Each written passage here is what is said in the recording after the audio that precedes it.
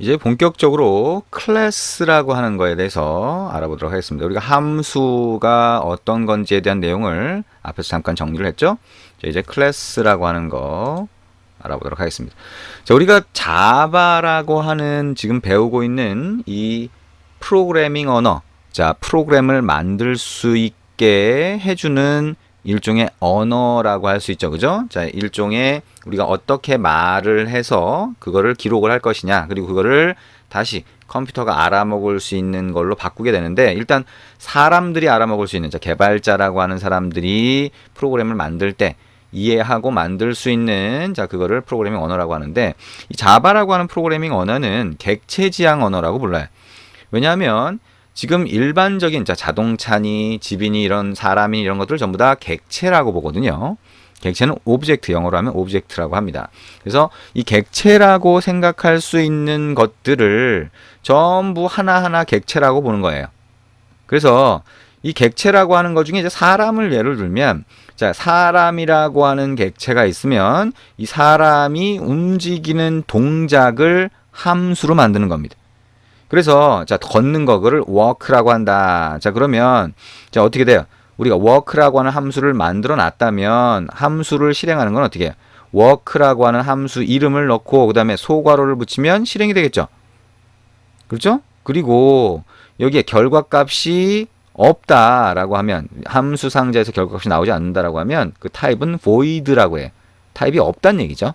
자, 넘겨지는 데이터가 없을 때 void라고 합니다. 근데 어쨌든 그걸 work라고 하고, 뛰는 거를 run이라고 한다면, 자, 이런 객체라고 하는, 자, 사람을 객체라고 본다면 모든 걸 객체라고 본다 그랬으니까요. 자, 개념적으로 그렇다는 거예요. 일단은 그렇게 한번 이해를 해보시면 됩니다.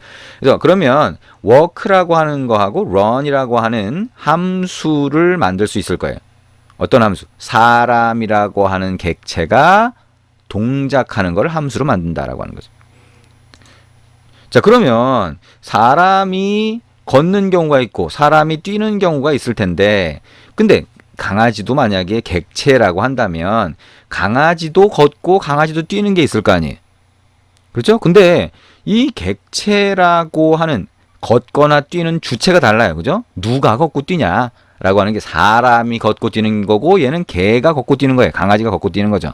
그래서 만약에 동작을 함수 상자로 만든다면 단순히 walk라고 하고 run이라고 하는 걸로 충분하지 않아요. 그죠? 사람이 걷고 사람이 뛰는 건데 개가 걷고 개가 뛰는 거하고 다른 거죠. 개가 걷고 개가 뛰는 동작은 다르게 만들고 싶은 거예요. 그럼 어떻게? 함수의 이름을, 자, person walk, person run, 그 다음에 dog walk, dog run이라고 하는, 자, 이런 앞에다가 도그니 사람이니 이런 것들을 구분해서 넣어줘야 된다는 거죠. 이해되시죠? 자, 함수 상자를 만들 때 이렇게 객체에 따라서 또 구분을 해줘야 되는 그런 상황이 된다. 그죠? 근데 만약에 이 사람이라고 하는 게 그냥 걷거나 뛰는 거 말고 서 있거나 뭐 다른 동작이 굉장히 많아요. 한 수백 가지, 수천 가지가 있다. 강아지도, 강아지라는 객체도 수백 가지, 수천 가지가 있다라고 하면 함수가 너무 많은 거예요. 이 함수가, 그죠? 우리가 뭔가 기능을 집어넣는 게 함수라고 했는데 그 기능을 각각의 함수로 딱 만들다 보니까 함수가 너무 많은 거예요. 그래서 어떻게 하냐? 함수를 좀 분리를 해보고 싶은 거예요. 함수를 비슷한 유형의 함수들끼리 나누고 싶은데, 자, 그러면 어떻게 나눌 거냐? 사람이 걷는 것과 강아지가 걷는 거를 하나로 묶을 거냐? 아니면 사람이 동작하는 거를 다 묶고 강아지가 동작하는 거 다 묶을 거냐라고 하는 여러 가지 분류 방식이 있을 텐데, 자, 그 중에 객체 지향 언어라고 하는 거는 사람이라고 하는 그 주체를 기준으로 분류를 하게 돼요. 그래서 이 사람이라고 하는 주체가 강아지하고 다르지 않냐. 그죠? 그래서 소위 객체라고 해서 구분할 수 있는, 객체라고 해서 구분할 수 있는 이것들이 사람이면, 자, 영희도 있고 철수도 있겠지만, 자, 사람이라고 하는 클래스로 구분할 수 있다. 강아지라고 하는 클래스로 구분할 수 있다. 뭐죠? 분류하는 거예요. 그 다음에 이 사람의 동작을 보면 걷거나 뛰는 게 있다. 강아지의 동작을 보면 걷거나 뛰는 게 있다는 거죠. 그러면 아까 person walk, 자, dog walk 이게 필요하지 않고, 자, 사람이라고 하는 거 안에 walk가 있고, 그 다음에 강아지라고 하는 거 안에 walk가 있다라고 구분할 수 있겠죠. 그래서 클래스라고 하는 게 나오는 겁니다. 클래스라고 하는 게 있으면 자, 함수가 어떻게 동작하는지를 그 사람 안에서 구분할 수 있기 때문에 자, 이런 클래스가 없을 때 복잡한 것보다는 훨씬 잘 분류가 된다는 거예요. 그래서 클래스는 어떻게 보면 동작을 구분하기 위해서 만든 것이다 라고 볼 수 있는 거죠. 뭐 다른 책들이나 다른 설명하는 걸 들어보면 뭐 클래스니 뭐 객체니 이런 것들 굉장히 객체지향 언어가 어쩌고 저쩌고 굉장히 어려운 말들을 하는데 실제로는 지금 우리가 보는 것처럼 자, 저런 필요에 의해서 나왔다는 거예요. 그래서 그 클래스라고 하는 걸 사람으로 딱 만들었더니 실제 사람은 뭐예요? 철순이, 영인이, 민인이 이렇게 다 실제 사람이 있는 거잖아요. 그래서 클래스라고 하는 걸로 다시 그 함수를 분류하기 위해서 클래스를 만들었는데 클래스를 만들어 놓고 보니까 실제 사람은 얘가 아니더라는 거예요. 그래서 클래스는 일종의 붕어빵 틀로 쓰게 됩니다. 무슨 얘기냐? 아, 실제 철수, 영이, 민이가 있으면 아, 얘는 다 사람. 그리고 얘네는 공통적으로 달리기, 걷기 이런 기능이 있어. 라고 해서 분류를 했는데 이 사람이라고 하는 게 하는 공통된 동작을 쭉 정의를 해놨는데 실제 철수나 영이나 민이는 달라야 되는 거예요. 그렇죠? 얘는 실제 사람이라고 해서 기능을 정의한 거는 실제 사람이 아닌 거예요. 그래서 클래스라고 하는 거는 일종의 붕어빵 틀과 같다라고 얘기합니다. 무슨 얘기죠?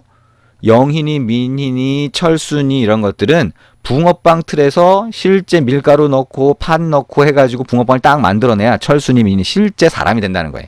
그래서 이 실제 사람은 걷거나 뛰거나 할 수 있지만 그 틀을 클래스로 만들어주는 거예요. 그러면 이 실제 영인이, 철순이 이런 애들은 클래스에서부터 만들어진다. 그래서 이거를 객체라고 하는데 좀 다른 말로 해서 인스턴스라고도 불러요. 그래서 인스턴스 또는 인스턴스 객체라고 부릅니다. 왜냐하면 이걸 객체라고 하지만 이게 클래스는 붕어빵 틀처럼 만들지만 클래스 자체도 객체라고 할 수 있죠. 왜냐하면 모든 걸 다 객체라고 부른다고 했으니까 처음에. 그래서 이 틀과 실제 사람 객체, 실제 사람을 구분하기 위해서 자, 클래스와 인스턴스라고 부를 때가 있습니다. 근데 어쨌거나 인스턴스 또는 인스턴트 객체라고 부르면 되고요. 자, 클래스는 붕어빵 틀과 같다라고 하는 걸로 생각을 해주면 좋겠네요. 자, 그러면 훨씬 쉽게 이해가 되겠죠.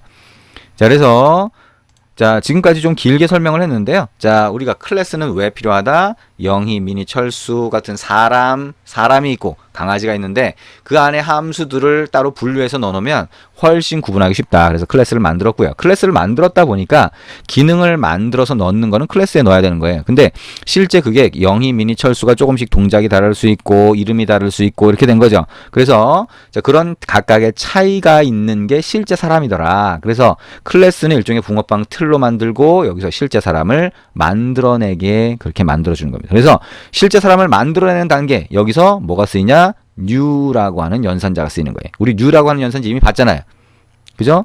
new라고 하는 연산자가 왜 쓰이냐? 붕어빵 틀에서 실제 붕어빵을 만들어낼 때 그때 new라고 하는 연산자를 사용한다 라고 기억을 하시면 됩니다.